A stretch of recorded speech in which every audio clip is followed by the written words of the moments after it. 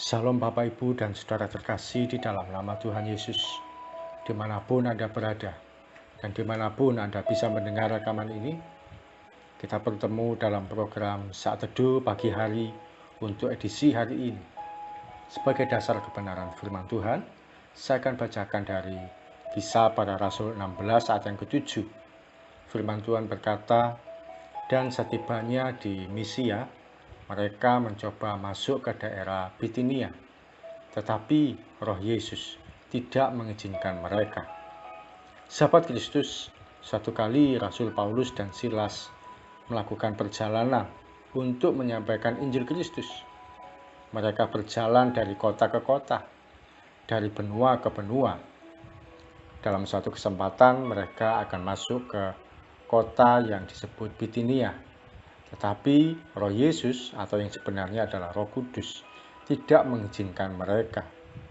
Roh Kudus tidak mengizinkan Paulus dan Silas masuk ke daerah Bitinia. Bitinia ini sebuah kota yang terletak di Asia Kecil, masuk dalam kawasan provinsi yang di bawah kekuasaan pemerintahan Romawi. Penduduknya orang-orang Yunani. Dalam doa dan dalam pernyataan roh yang mereka dapatkan, mereka mengerti bahwa Tuhan Yesus tidak memperbolehkan mereka masuk ke wilayah itu. Tidak disebutkan alasannya. Bisa jadi memang dalam jawaban doa yang mereka terima, tidak ada alasan atau penjelasan dari Roh Kudus. Saya menduga mereka mendapatkan penglihatan atau mendengar suara Tuhan yang berkata, "Kalian jangan masuk ke kota itu." Padahal yang mereka lakukan ini bukan untuk liburan, jalan-jalan, atau belanja. Bukankah mereka ini memberitakan Injil? Mengapa kok Tuhan tidak mengizinkan? Namun bagaimanapun juga, kedua hamba Tuhan ini tidak banyak protes. Mereka pun siap untuk mengubah arah perjalanan mereka. Beberapa waktu yang lalu ada seorang yang dikenal sebagai tokoh agama. Beliau mau masuk ke suatu negara. Namun karena satu alasan tertentu, dia dan rombongannya tidak diperbolehkan masuk ke negara itu.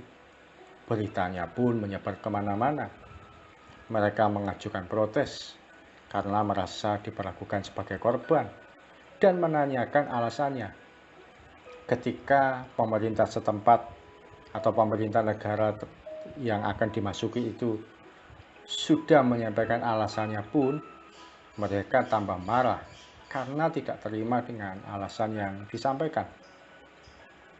Bapak, Ibu, dan Saudara terkasih, dalam hidup ini harus dipahami bahwa tidak selalu semua terjadi seperti yang kita bayangkan atau pikirkan. Kita sudah merencanakan suatu program atau tindakan tertentu, namun Tuhan tidak mengizinkan kita untuk mengerjakannya. Bukankah kita sering menjadi kecewa dan bertanya-tanya, mengapa kok Tuhan tidak mengizinkan saya berjalan seperti yang saya rencanakan? Bisa jadi Tuhan tidak mengizinkan kita untuk masuk pekerjaan tertentu. Bisa juga Tuhan melarang kita untuk menjalin hubungan dengan orang tertentu. Apakah itu calon pasangan hidup? Apakah itu hubungan pertemanan? Apakah itu adalah mitra kerja atau bisnis? Tapi Tuhan tidak menghendaki kita untuk melanjutkan hubungan dengan orang itu. Bisa saja Tuhan tidak memperbolehkan kita pergi ke suatu tempat. Kita bisa menerima jawaban Tuhan itu melalui doa pribadi kita. Rasanya kok tidak tenang dan tidak ada damai sejahtera. Bisa juga kita menerima masukan dari orang lain yang menyarankan untuk kita tidak mengerjakan sesuatu, atau ada tanda-tanda tertentu yang kita terima. Kalau Tuhan sudah tidak mengizinkan untuk kita mengerjakan sesuatu, jangan mengeraskan hati. Mungkin orang yang sedang dekat dengan kita itu tidak baik di hadapan Tuhan. Bisa jadi Tuhan tidak mau kita menjalin hubungan kerja atau pertemanan dengan orang-orang tertentu. Bisa juga pekerjaan yang akan kita ambil ternyata membawa pada situasi yang tidak baik. Kita tidak pernah tahu situasi ke depan. Tapi kalau Tuhan tidak mengizinkan, ya jangan dilanjutkan. Tidak perlu kita mengerti alasannya sekarang. Kita tidak perlu memahami apa dan mengapa Tuhan tidak mengizinkan kita untuk melanjutkan seperti yang kita rencanakan. Mari kita belajar untuk menjadi pribadi yang taat, ikuti kehendak Bapa, dan berjalan sesuai dengan programnya Tuhan.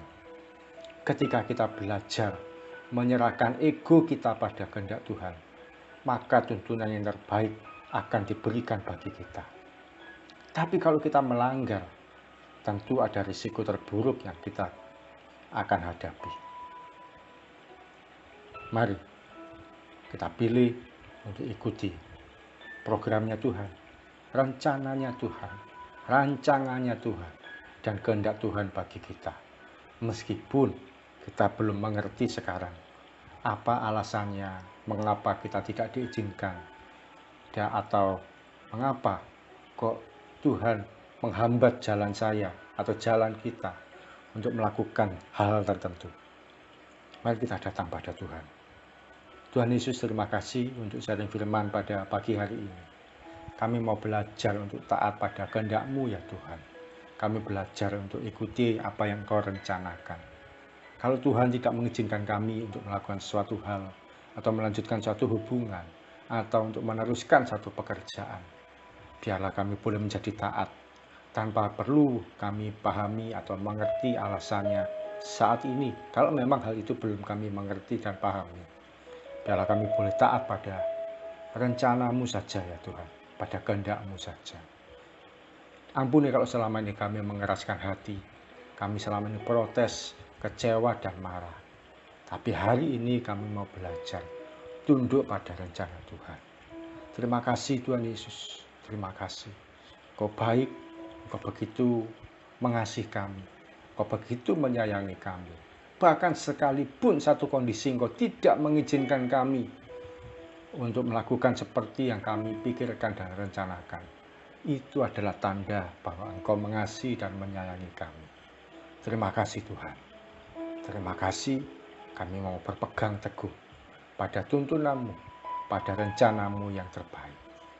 Kami akan berjalan sepanjang hari ini. Kiranya kebaikan dan keajaiban-Mu menopang hidup kami, mulai pagi ini sampai nanti malam, bahkan sepanjang umur hidup kami. Dalam nama Tuhan Yesus kami berdoa dan mengucap syukur. Amin. Mari kita belajar untuk taat pada Tuhan. Tidak banyak protes, sekalipun ada situasi tertentu yang Tuhan tidak mengizinkan kita untuk kita berjalan seperti yang kita rencanakan. Jangan keraskan hati, ikuti kehendak Tuhan. Salam dari saya Yogi Raharjo dari Mitspa Ministry. Tetap setia sampai garis akhir. Tuhan Yesus memberkati.